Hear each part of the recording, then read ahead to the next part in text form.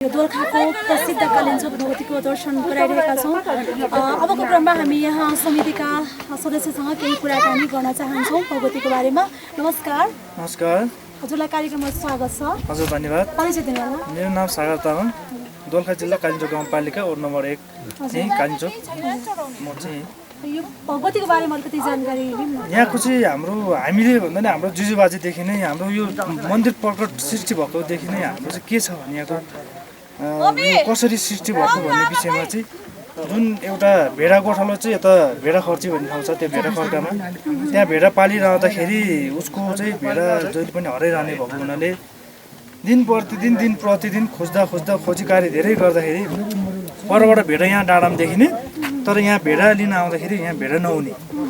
दिन प्रतिदिन त्यस्तो हुँदा एक दिन चाहिँ अलि सोच्छ मनले, अब दुधसुप बालेर यहाँको केही बल मागेर आउँदाखेरि यहाँ चाहिँ के रहेछ भन्दाखेरि तपाईँको त्यो गोठालोले चाहिँ जुन यो मेन कुण्डमा चाहिँ त्यो भेडाले थोरै खनेर त्यहाँ चाहिँ दुध दिइरहेको रहेछ अरे। दुध दिइरहेको छ अनि त्यो मेन कुण्ड यहाँ जल कुण्डले 12 महिना नसुक्ने यो जल कुण्ड चाहिँ यहाँ त्यो यो मन्दिरको सृष्टि भएको र यो मन्दिरलाई तपाईँको कालिन्चोक भगवती माता भनेर चिनाउनु भने चाहिँ त्यो भेडा गोठालो र भेडाले मात्र चिनेको मन्दिर भनेर बुझिन्छ। अब यो कुण्ड चाहिँ हो मुख्य स्थल चाहिँ कुन हो? भगवती भनेर मानिने कालिन्चोक भगवती भनेर मानिने चाहिँ यता हो। यहाँ बलि खाने यता माता हुनुहुन्छ, यता काली माता। कुण्ड नै हो भगवतीको स्वरूप के कस्तो? भगवतीको स्वरूप तपाईँको त्यहाँ त्यो शिवजी पार्वती देवी हैन कुण्डभित्र उनीहरू नै बास बस्नुहुन्छ त्यहाँ चाहिँ। अनि यता चाहिँ बलि खाने माता महाकाली हुनुहुन्छ, यता चाहिँ भीमसेन हुनुहुन्छ हैन। त्यसो हुँदाखेरि यो मन्दिरको चाहिँ त्यस्तो चाहिँ छ भने इतिहास चाहिँ त्यो छ भनेर हाम्रो पुर्खादेखि नै हाम्रो जीवनदेखि हामीले त्यसरी पूजा गर्ने पुजारी चाहिँ हाम्रो दुई किसिम, बामनको एकजना र बुद्धिस्टको एकजना हुनुहुन्छ। दुवैजना हाम्रो कालिन्चोक भक्ति मातामा दुवैजना बस्नुहुन्छ। नृत्य पूजा पनि हुन्छ र बिहान यहाँ हाम्रो मन्दिरमा 3 पटकसम्म हुन्छ, बिहान बेलुका दिउँसो प्रत्येक दिन नै हुन्छ। मम्मी यसको जात्रा पर्वहरू यस्तो वार्षिक केही छ कि? यसको जात्रा पर्व भनेको तपाईँको जैन पूर्णिमा, कार्तिकको पूर्णिमा हैन, अनि तपाईँको अष्टमीमा यसको चाहिँ धेरै मेला लाग्छ। यहाँ चाहिँ पुर्खादेखि नै यो गाउँको यो देश हाम्रो यो नेपालमा भएको यहाँ चाहिँ तपाईँको जैन पूर्णिमा चाहिँ सबैभन्दा ठुलो मेला मानिन्छ हाम्रो कालिन्चोक भगवती मातामा। र हाम्रो चाहिँ यो अहिले चाहिँ कालिन्चोक भगवती मातामा चाहिँ प्रख्यात हुँदै आएपछि हाम्रो चाहिँ यो बर्खा महिना भन्दा हिउँद महिनामा चाहिँ बढी मेला लागिन्छ विशेष गरेर। त्यसो भए बाटो पनि साँघुरो छ हैन? पहिला केबल कार नहुँदाखेरि कसरी आउने? पहिला केबल कार नहुँदाखेरि र यहाँ बाटो यो सडक अलि राम्रो नहुँदाखेरि चौरकोटदेखि हिँडेर आउनु पनि हुनुहुन्थ्यो हैन। यता 12 बिसे भनेर सिन्धुपाल्चोकदेखि हिँडेर आउनुहुन्थ्यो, यता गाडी राखेर चौरकोटदेखि आउनुहुन्थ्यो, देउरालीबाट नै हिँडेर आउनुहुन्थ्यो। पछि अहिले 8-10 वर्ष चाहिँ अहिले चाहिँ अलिक सहज बाटो जस्तो भयो नि, बोलेरो लिएर आउनुहुन्छ। यहाँ आउँदा चाहिँ कसरी, जस्तै अब बोलेरो लिएर आउँदाखेरि चाहिँ कस्तो तरिकाले चाहिँ बसमा आउन सक्नुहुन्छ जानकारीको लागि? बोलेरो आउँदाखेरि तपाईँको जानकारी हाम्रो देउरालीमा चाहिँ तपाईँको देउरालीदेखि नै बोलेरो सबै हुन्छ होइन।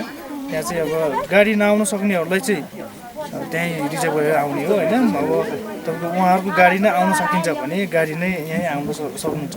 अनि कति जति जस्तै कसैले बढी लिने कसैले कम लिने हुनसक्छ होइन? त्यो चाहिँ प्राइस यस्तो यति नै भन्ने छ? त्यो चाहिँ हामी यहाँ माथि व्यवस्थापन यो कालिन्चोकको मात्रै हामी हेर्छौँ, त्यहाँ बोलेरोसम्म चाहिँ हाम्रो होइन। त्यसो हुँदाखेरि त्यो चाहिँ बोलेरोसँग नै हाम्रो चाहिँ त्यति जानकारी हुँदैन। भक्तजनले चाहिँ टिकट टिप्पणी चाहिँ गर्नुहुन्छ, तर हिउँद परेको टाइममा चाहिँ अलि भाडा त्यस्तो छ भन्ने कुरा सुनिन्छ, तर त्यो होइन होला जस्तो लाग्छ हामीलाई चाहिँ होइन। कतिपय ड्राइभरहरूले चाहिँ त्यस्तो गर्नुभयो होला, 1-2 जनाले त्यो हिसाबले चाहिँ त्यो खालको कहिले गएको होला। हजुर हजुर। त्यसो भए यहाँ आउनु हुनेहरूलाई चाहिँ बास बस्न मन लाग्यो भने त्यस्तो कस्तो खालको प्रबन्ध छ यहाँ? पुरी होटलमा चाहिँ राम्रो स्ट्यान्डर्ड होटलहरू पनि छन् होइन, नर्मल पनि छन्। त्यहाँ आफ्नो गच्छनुसारको होटल हुन्छ, त्यहाँ आफ्नो होटलको सबैको मेनु एउटै हुन्छ भन्ने पनि छैन, तर इन्जिनियर होटलको ठुलै हुन्छ, सानै हुन्छ। त्यो खालको सुविधा छ पुरी कालिन्चोकमा चाहिँ अहिले चाहिँ। तपाईँको खासै त्यस्तो गाह्रो नै पर्ने खालको त्यस्तो वातावरण त छैन। यहाँ आउने सिजन चाहिँ कुन समयमा आउँदा चाहिँ उपयुक्त हुन्छ? अहिले अब तपाईँहरूलाई हिउँ हेर्न आउनुहुन्छ भने चाहिँ पुस माघसम्म, पुस माघ फागुन होइन, तपाईँहरूलाई अब हरियाली रमाइलो हेर्नु जाने वैशाख जेठ असार भदौतिर एकदम यहाँ चाहिँ तपाईँको लालीगुराँस जेठमा वैशाखमा त लालीगुराँस फुलिरहने हो। त्यसपछि यो डाँडाकाँडा हरियाली हेर्न हो भने तपाईँको यता यो कालिम्पोङबाट उता यो हिमाल तपाईँको यो गौरी शङ्कर, यता गौरी पर्वत, यता देउढुङ्गा भन्ने ठाउँ, चाइना बोर्डर यता सबै देख्न सक्नुहुन्छ। त्यतिखेर चाहिँ अहिले चाहिँ तपाईँको खासै हिउँ नपर्ने बादल कुहिरो लागिरहने हुँदाखेरि चाहिँ अहिले चाहिँ खासै त्यति हेर्न पाइँदैन, त्यस्तो छ अहिले चाहिँ। जस्तै अब व्यवस्थापन समिति चाहिँ कहिले यहाँले चाहिँ स्थापना गर्नुभयो, यिनीहरूले के काम गरिरहेको छ? यहाँको व्यवस्थापन समितिहरूले चाहिँ काम गर्ने भनेको तपाईँको यो यहीँ कालिम्पोङ भगवती माता परिसरभित्रको रेखदेख र यहाँ भएको सम्पूर्ण वस्तु, यहाँ जस्तै मानिलिउँ यो त्रिशुल घन्टी होइन, यहाँको हरेक सामानहरूको रेखदेख यहाँको समितिले गर्छन् र तपाईँको यहाँको सबै यो जुन हाम्रो भिडियोहरू छ त्यो चाहिँ कतिपय यता पालिकाको अब काम हुन्छ र यो कालिम्पोङ भगवतीभित्र नै काम गरिरहेको छ। अन्तमा चाहिँ के भन्न चाहनुहुन्छ दर्शनार्थीहरूलाई? दर्शनार्थीहरूलाई हामीले सकेसम्म हामीले गर्न सक्ने सहयोग र हामीले व्यवस्थापन समितिले कति सहयोग गर्न सकिन्छ त्यो हामीबाट हुनेछ।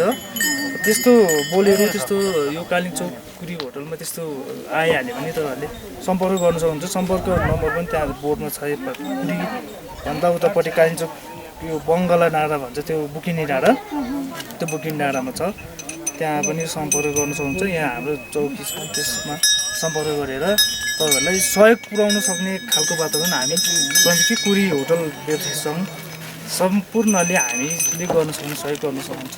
हुन्छ, धन्यवाद।